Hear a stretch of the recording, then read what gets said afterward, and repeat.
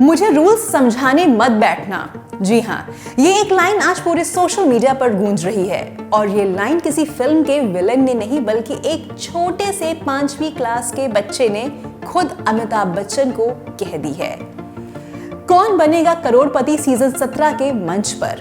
अब जरा सोचिए, सामने बैठे हैं सदी के महानायक और उनके सामने एक बच्चा जो बोलता है, सर रूल्स मुझे पता है, आप मत समझाइए। क्या वाकई आज के बच्चे ज्यादा कॉन्फिडेंट हो गए हैं या फिर हद से ज्यादा ओवर कॉन्फिडेंट? नमस्कार दोस्तों, मैं हूं आपके साथ इतिराज और आज हम बात करेंगे केबीसी 17 के उस एपिसोड की जो सोशल मीडिया पर हंगामा मचा चुका है।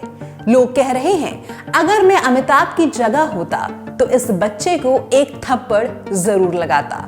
तो आखिर ऐसा क्या हुआ था हॉट सीट पर जो दर्शक भड़क गए हैं और यहां तक कि बिग बी भी कुछ पल के लिए इरिटेट हो गए। शुरुआत होती है केबीसी के बच्चों वाले स्पेशल एपिसोड से।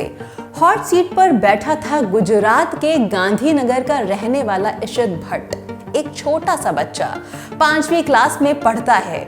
शो के बाकी बच्चे बेहद विनम्र, शालीन और मासूम दिखे, लेकिन इशित का रवैया कुछ अलग था।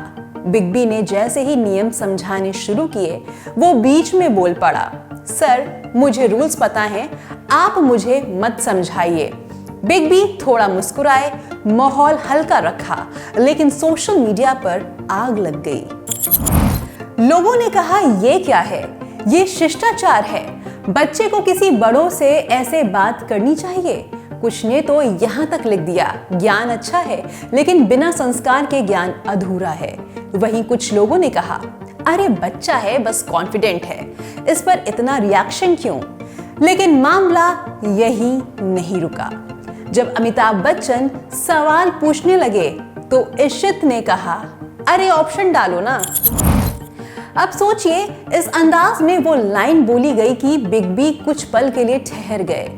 फिर जब ऑप्शन आए तो उसने कहा, सर एक क्या, उसमें 4 लॉक लगा दो, लेकिन लॉक करो।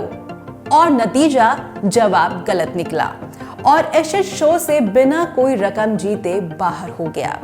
अब इंटरनेट 2 हिस्सों में बंट चुका है।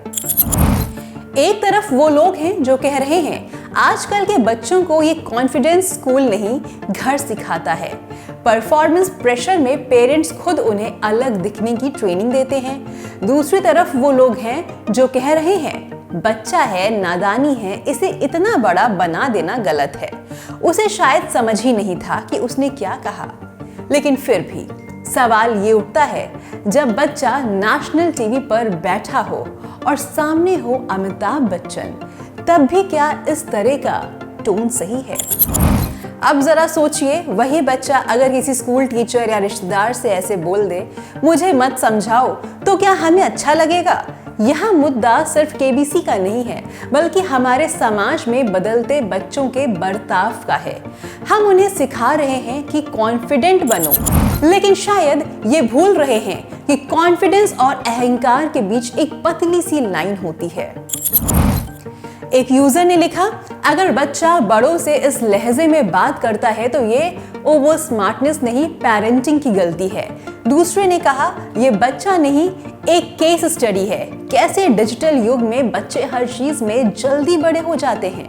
वहीं कुछ ने कहा, अरे भाई बच्चा था, शो का माहौल था, नर्वसनेस थी, इतना बड़ा मुद्दा बनाने की जरूरत नहीं। लेकिन हकीकत ये भी है कि खुद बिग बी भी एपिसोड के आखिरी हिस्से में थोड़ा इरिटेटेड दिखे।